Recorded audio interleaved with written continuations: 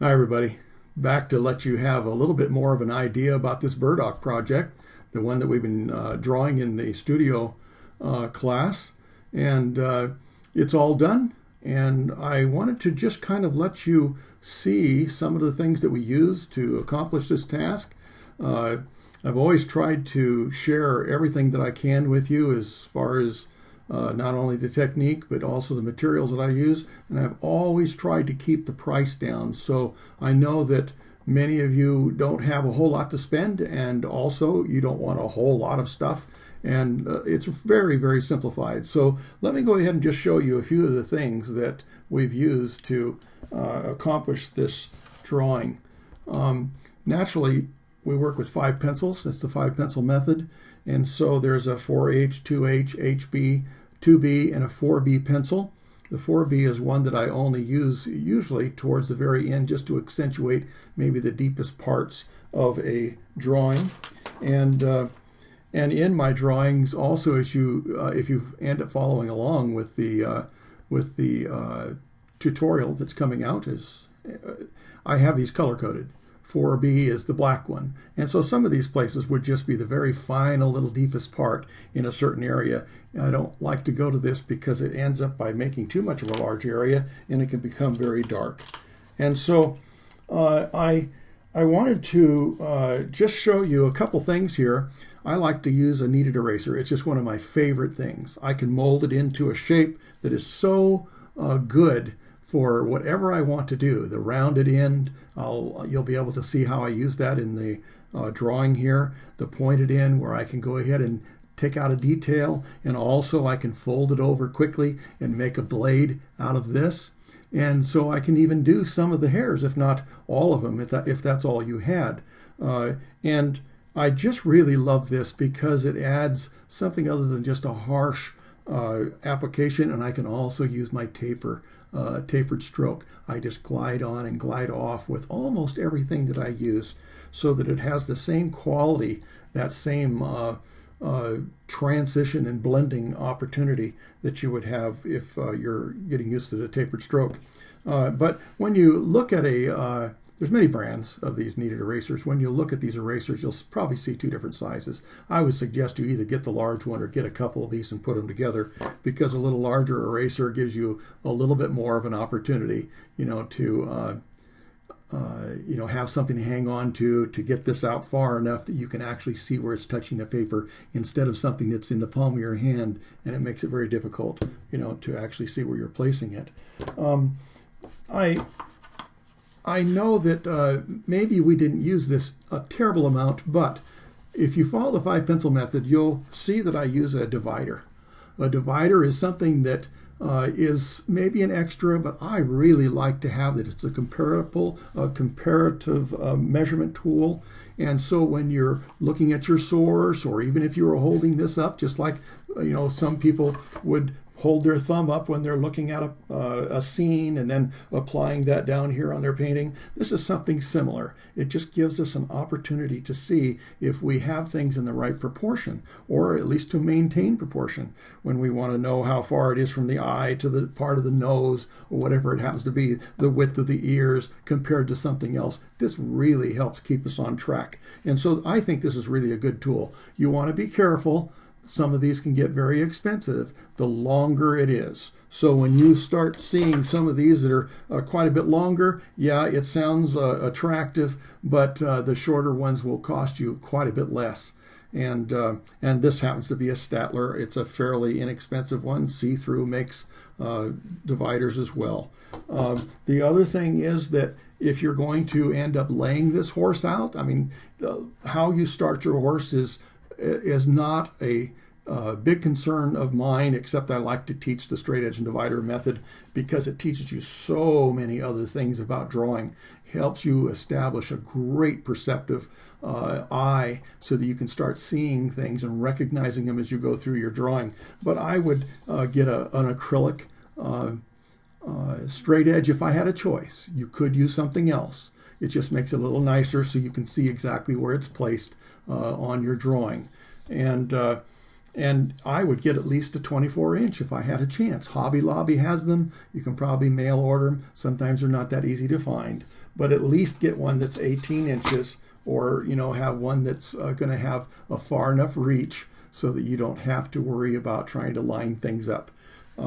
Naturally, there's there's a good reason to have great quality reference, and when I do the reference, I like to be able to print them out in different values so that I can see into places and also have a little better idea of how the highlights are going to be,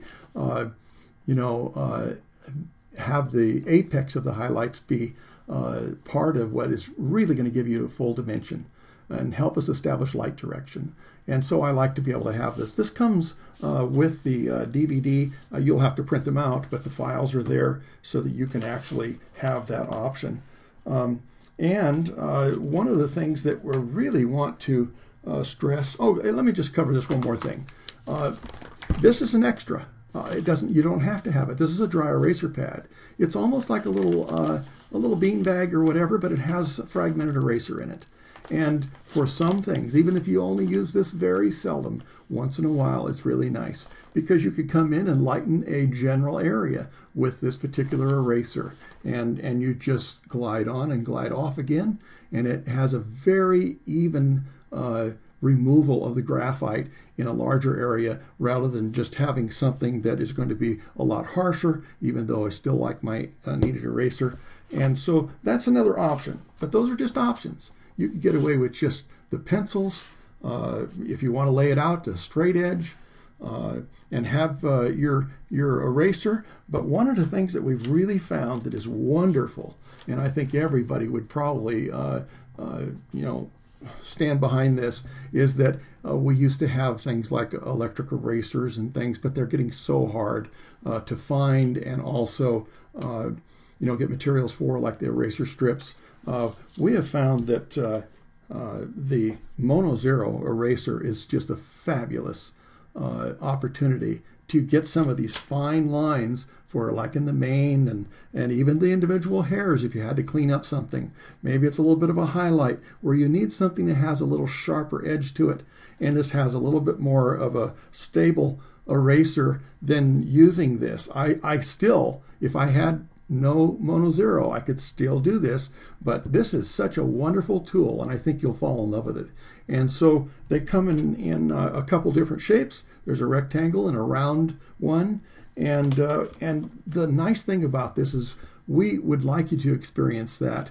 And even though this is not a promotion for any material, I never do that. I'm just telling you what I think has worked best for me and my students. We are going to include a Mono Zero eraser, and it's like a click pen. You just continue extending that eraser out by clicking it, and then you can push it back in when you're finished. And then you want to also just notice a few things about it. It has a ferrule. You wouldn't want to go ahead and have your eraser so short that you might make indentations or score marks on your paper. But other than that, this is just a fabulous tool.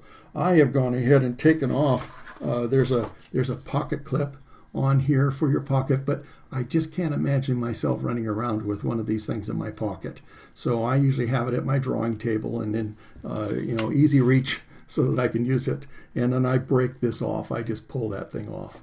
But again, this isn't something that Mono Zero is trying to sell. This is just something that I think is a fabulous tool, and I think you'll fall in love with it for some of the things that you might want to do. Some of those fine details that just make a difference. Getting something a little cleaner, a little easier. And again, I can use it in exactly the same way that I would my pencil. It's a little shorter, but still I can go and glide on and glide off and have that tracking that is one of the exercises in the original the concept series, the free lessons. I show you how to gradually become more and more controlled, laying down strokes next to each other with your pencil so that you can create gradations, and how not to press too hard. There's exercises for all those things that I think are really great, to take into consideration. So now I want to emphasize that this is available now. And each time we introduce a new product, new DVD series, whatever it happens to be, we usually discount it heavily. And that's the case with this one. And so don't wait too long. take advantage of that discount. And also, we're including a Mono Zero eraser. Maybe new to some of you. It's a fabulous, wonderful tool.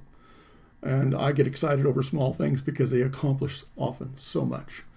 And so it can help in things like drawing these hairs on the mane of the horse, other areas too.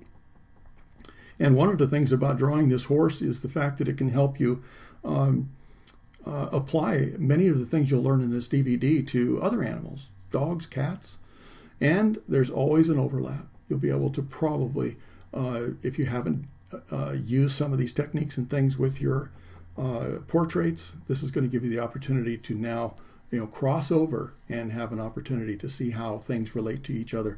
I want you to have some real fun. I try to make these as much of a learning opportunity for you as I possibly can. Try to share every little thing I can think of as I'm drawing. And I think it's helping an awful lot of you. And that's what you often tell me. And so that's my endeavor. That's our endeavor as we give you these opportunities to have these series. So I hope you'll enjoy it. It's down, again, underneath the video. There's a link. And go ahead and take advantage of that. Don't forget, it's a limited amount of time for that discount. So we'll see you in the next video.